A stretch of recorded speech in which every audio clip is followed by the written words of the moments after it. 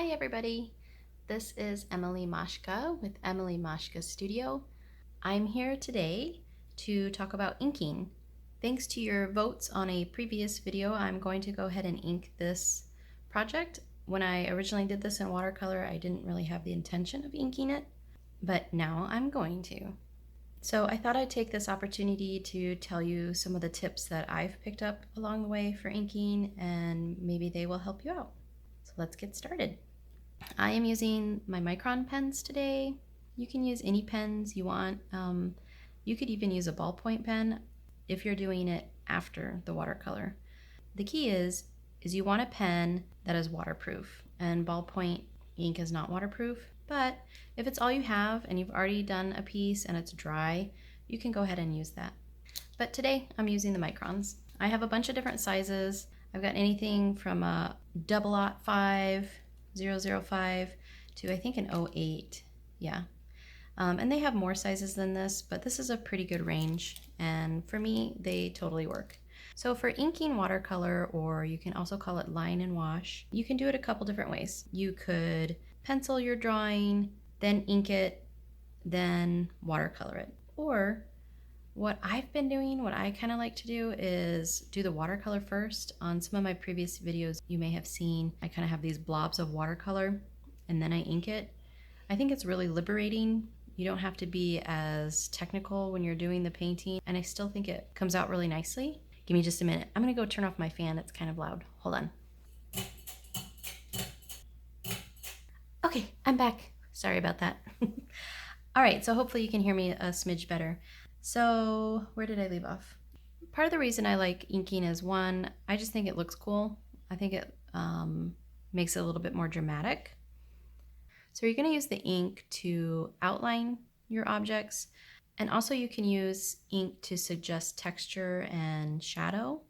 So you can vary the line. This is really helpful just to give it a little bit more light or an indication of texture. What I mean by that is, if you have an object that's already painted, let's say, I don't know, it's a leaf, you can do a solid line. There's absolutely nothing wrong with that. But to give it a little bit more character, you might want to break the line. What I mean is, as you go, kind of stop and leave little spaces in there, and then go again, and then maybe break it again. The other thing you can do is, rather than pushing at an equal pressure the entire time, you can push in certain areas and lift slightly in other areas. So pushing, lifting, lifting, lifting, lifting, lifting, and it will kind of naturally break.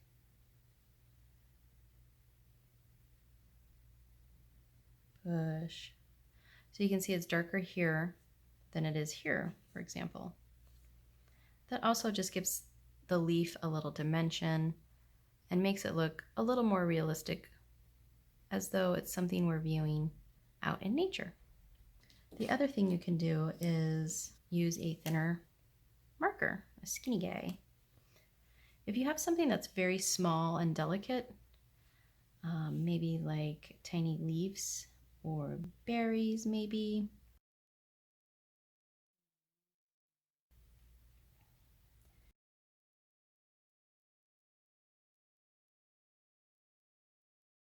you might want to consider using a finer tipped pen so that it doesn't look as bulky. So that was 005. Let me show you what it would look like in an 08.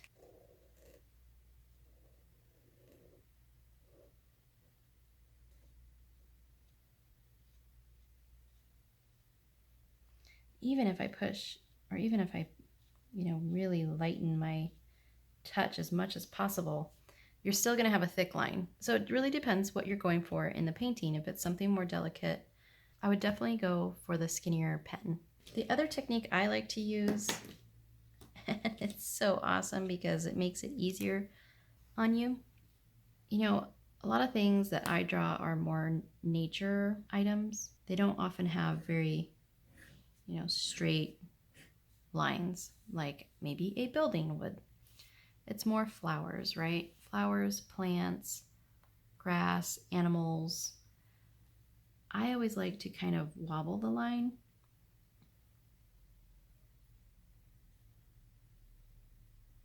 And then you can wobble and skip and do lighter pressure. You can do heavier pressure, light, then go into heavy again. Just gives it a little bit more attitude. So like here's my leaf that I was drawing earlier. That solid line with no, or at least not much wobble, right? Here's the same deal with a little bit of wobble. Not a huge difference, it's subtle, but I think it also gives a little bit of movement, just a little bit more character to your drawings. So I'm going to be using these techniques to ink the painting. I usually start with kind of the easiest things, or at least in my mind, the easiest things, which are the leaves and just more simple flowers. These guys I like to do towards the end, so I have a chance to kind of warm up and get into the feel of it again. I'm going to go ahead and start with an 03, just because I just think it's about right. Not super skinny, not super fat. Oh, the other technique I like to do, I almost forgot. Ooh, my calculus teacher would hate this. We could not hand in paper like this. We would get docked. Anyway, the other technique I like to do, let's say this is watercolor and you have a leaf. I like to leave some white areas. So instead of, let me draw 2 leaves. So instead of perfectly tracing the leaf, leaving no white spots, I like to use a combination of all the things we've talked about, as well as give it some white space. Can you see that white space in there? Give it some wobble, creating some more white space. Maybe skip, skip, and then come back in. You can also go the opposite way. Let me draw another one here. You can also go the other way and do something like this and go inside of the leaf. You can mix and match. It's just kind of like whatever you want to do, which is why I really enjoy this technique. All right, so back to this.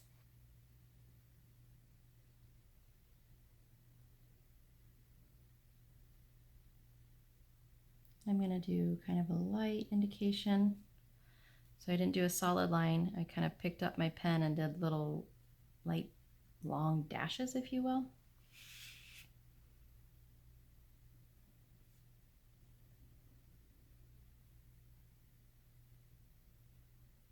This leaf is lighter, so I'll probably try to be a little bit more light-handed with it. Again, it's up to you.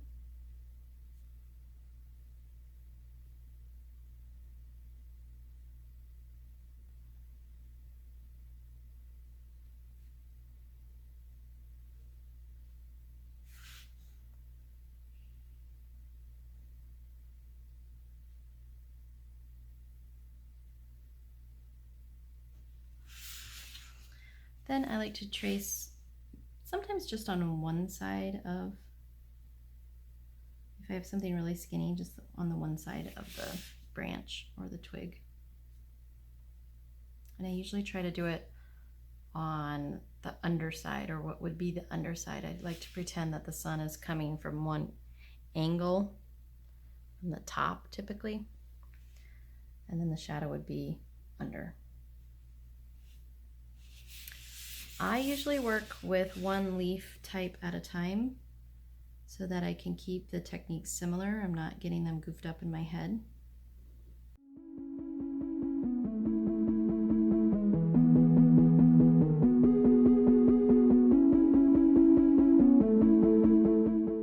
So I might come back in and add kind of a little bit of shadow lines along here.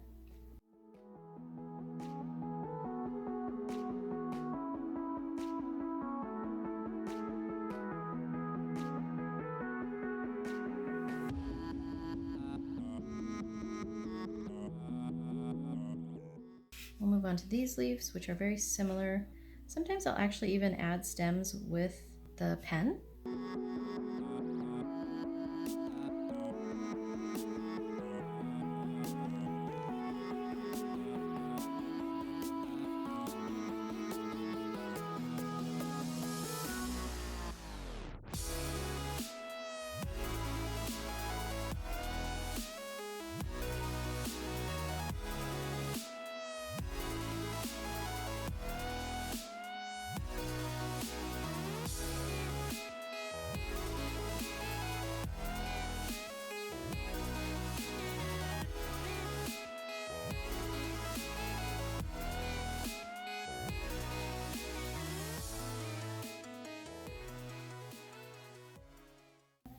My little girl is right outside my door as I'm filming this.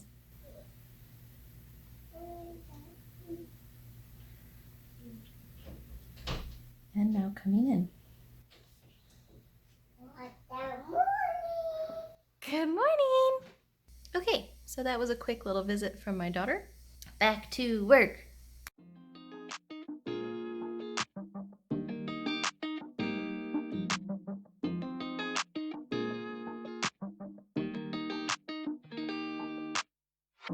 Settling in, settling down, falling in love, not falling out. I keep on falling in. Each of us both done in the crown. A crown, a crown, a crown. A king and a queen, royally bound. Yeah. Both called it from the beginning. Called it. We knew that there had to be us. Knew that there had to be us. We do what we gotta do to stay winning, winning. The fuss and the fights will keep and trust. And you make me wanna say, I love you better today than yesterday. Every day is gonna play out the same, the same, the same, the same. Hey, I love you better today than yesterday. Every day is gonna play out the same. It's gonna play out the same. So I am all done. That is how I do my inking technique. I hope you enjoy it. Maybe you picked up a tip or two. If you found value in anything I did today and you're not already subscribed, please subscribe and be sure to hit the little bell so you can be notified of future videos. All right, I hope to see you guys again here soon. We'll see you later.